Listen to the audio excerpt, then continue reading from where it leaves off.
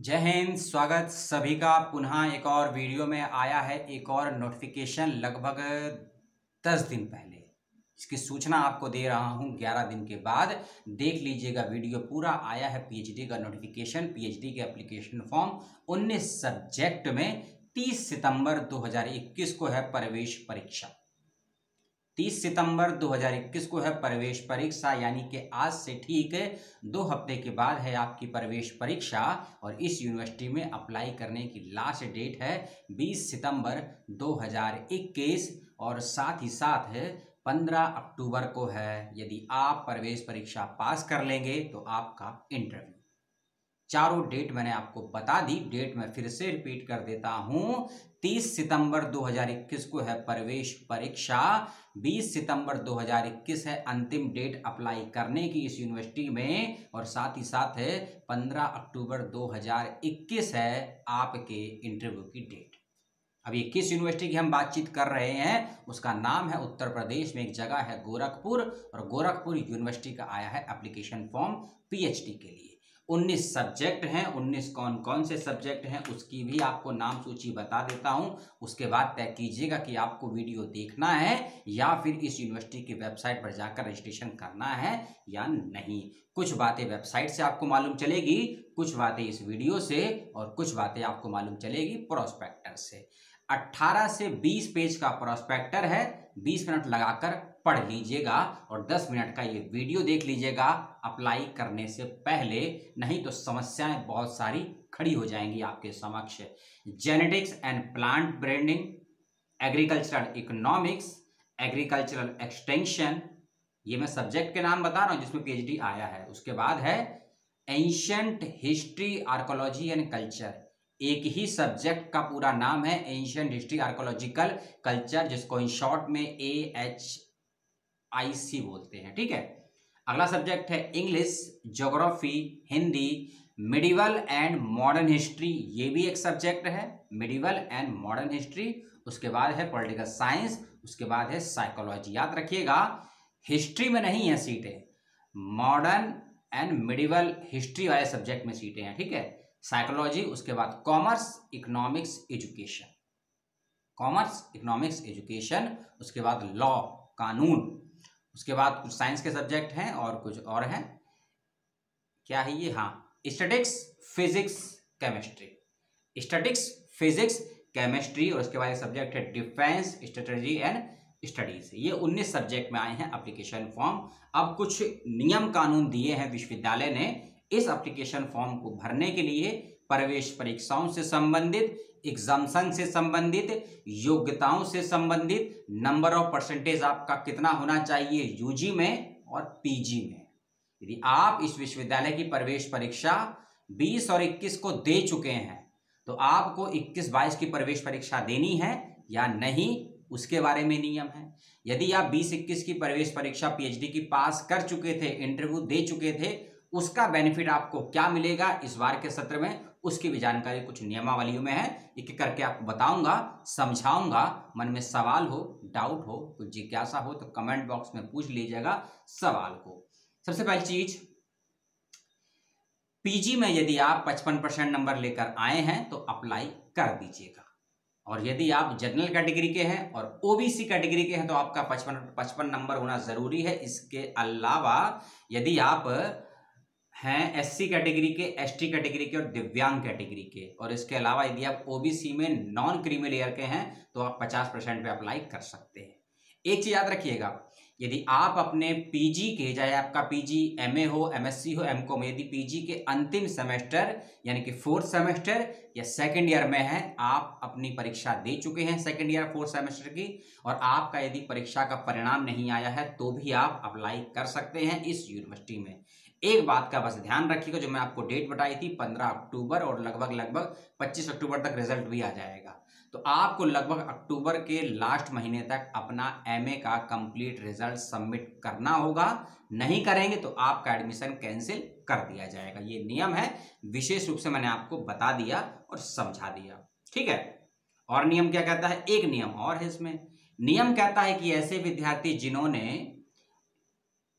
जिन्होंने 20-21 की PhD Gorakhpur university की प्रवेश परीक्षा पास कर ली थी, इंटरव्यू भी दे दिया था।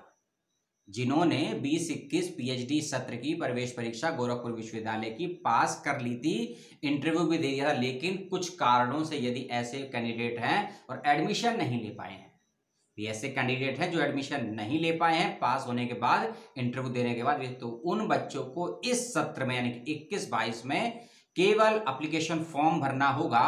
उन बच्चों को प्रवेश परीक्षा नहीं देनी होगी, लेकिन इंटरव्यू देना होगा। फिर से सुन लीजिए इस बात को, कंफ्यूज हो जाएंगे बिल्कुल ही, ध्यान से सुनिए कि शब्द को।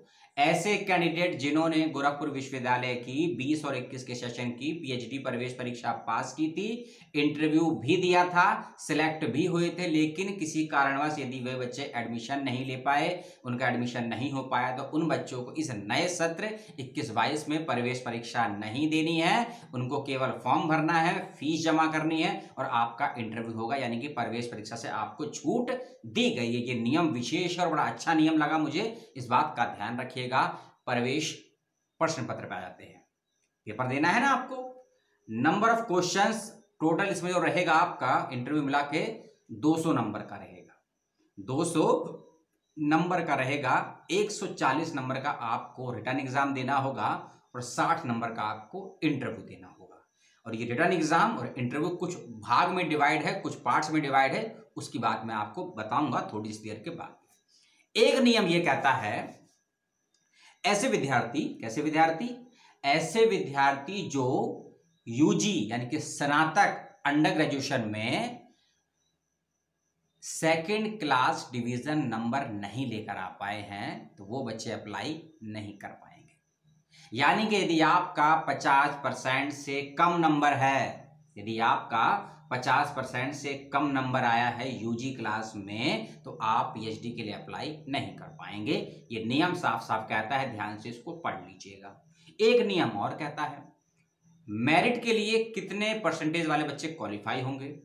जो बच्चे एससी हैं, एसटी हैं, ओबीसी में नॉन क्रीमी लेयर हैं और पीडब्ल्यूडी हैं। जो बच्चे एससी हैं, एसटी हैं, ओबीसी और OBC non creamy layer, PWD हैं, यदि ये सभी कैंडिडेट प्रवेश परीक्षा में 40% या उससे अधिक नंबर लेकर आते हैं, तो प्रवेश परीक्षा से क्वालिफाई कर दिए जाएंगे साक्षात्कार के लिए। लेकिन इसके अलावा EWS, OBC without creamy layer और जनरल कैंडिडेट को लाने होंगे 50% नंबर प्रवेश परीक्षा में इंटरव्यू तक पहुंचने के लिए। इस बात को भी ध्यान रखिएगा। प्रवेश परीक्षा की बात और कर लेते हैं। देखिए 90 मिनट की होगी आपकी प्रवेश परीक्षा, 90 मिनट की होगी प्रवेश परीक्षा। और उस 90 मिनट की प्रवेश परीक्षा में आपसे 70 सवाल पूछे जाएंगे, आपसे 70 सवाल पूछे जाएंगे 90 मिनट की प्रवेश परीक्षा में। और 70 में से 35 सवाल होंगे आपके सब्जेक्ट से संबंधित और 35 सवाल होंगे आपके शोध पद्धति, जिसको बोलते हैं रिसर्च मेथड से संबंधित। इसमें रिसर्च मेथड लिखा है, मेथोडोलॉजी नहीं लिखा है, टीचिंग एप्टीट्यूड नहीं लिखा है, रिसर्च एप्टीट्यूड नहीं लिखा है, रीजनिंग नहीं लिखी है। जो बातें नहीं लिखी है उसके बारे में मैं जिक्र कर नहीं सकता हूं, लेकिन फिर भी आपके प्रश्न पत्र में यदि रीजनिंग के, मैथमेटिक्स के, रिसर्च एप्टीट्यूड के सवाल आ जाए, तो उसके लिए आप विश्वविद्यालय का गला पकड़िएगा, विश्वविद्यालय पे क्लेम करिएगा। ठीक, प्रोस्पेक्टर में शब्द लिखा है रिसर्च मेथड 35 क्वेश्चन और लिखा है सब्जेक्ट स्पेसिफाई 35 क्वेश्चन, जो मैं आपको बता चुका हूं। ठीक है, 60 नंबर का होगा आपका साक्षात्कार।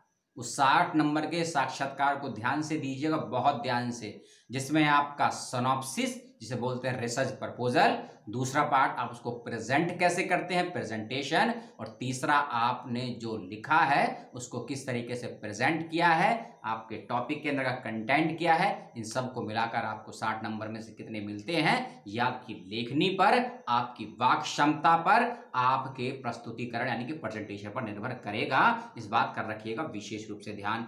एक अभी मैंने एग्जाम्टेड का नहीं बताया है, एग्जाम्टेड का नहीं बताया है, उसको भी आप सुन लीजिए। ऐसे कैंडिडेट जो गोरखपुर विश्वविद्यालय में ही, ऐसे कैंडिडेट जो गोरखपुर विश्वविद्यालय में ही किसी ना किसी एसोसिएट या यूनिवर्सिटी कैंपस से संबंधित किसी कॉलेज संस्थान में या कॉलेज में पढ़ा रहे हैं, टीचर्स हैं, उनको एग्जाम्टेड किया गया है प्रवेश परीक्षा से, पहली चीज।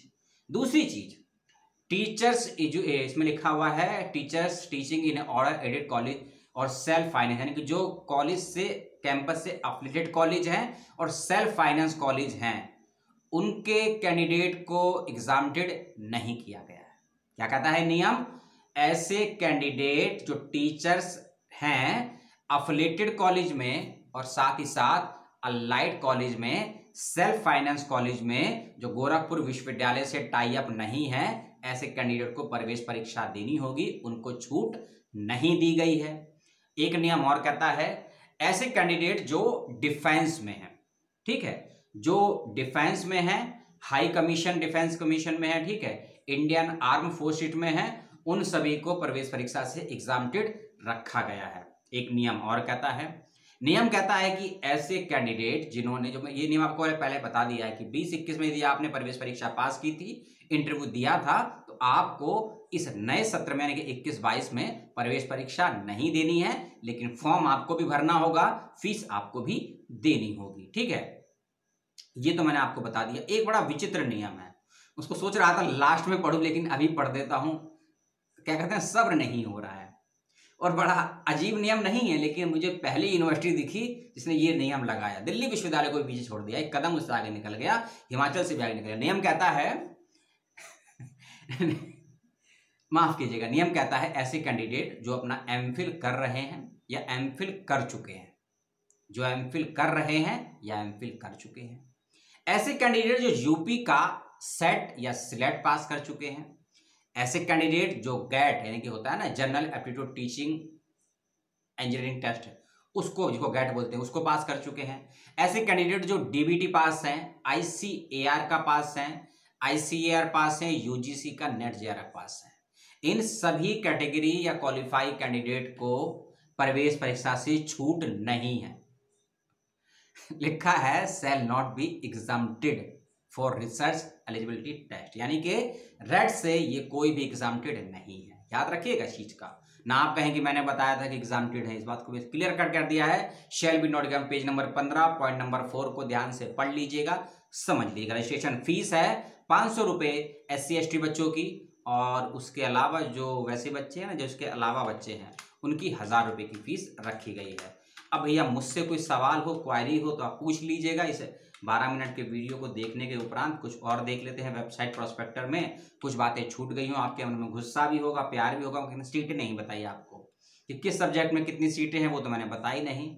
जब वेबसाइट पर ही जानकारी नहीं है, प्रोस्पेक्टर में जान, तो मैं कहाँ से बताऊँ सीटें कहाँ हैं, ठीक है। जनरल OBC की 1000 रुपये फीस है, OBC विद नॉन क्रीमी और क्रीमी लेयर। SC/ST की 5 रुपये फीस है। EWS और PH का जिक्र नहीं है इसमें कि फीस है या नहीं, और है तो कितनी है उसके बारे में बताने से। ऑनलाइन फॉर्म है, और भैया एंट्रेंस एग्जामिनेशन लिखित भी हो सकता है, ऑनलाइन भी हो सकता है। यदि ऑनलाइन होगा MCQ सवाल पूछे जाएंगे, और यदि OMRP होगा तो भी MCQ सवाल पूछे जाएंगे, ठीक।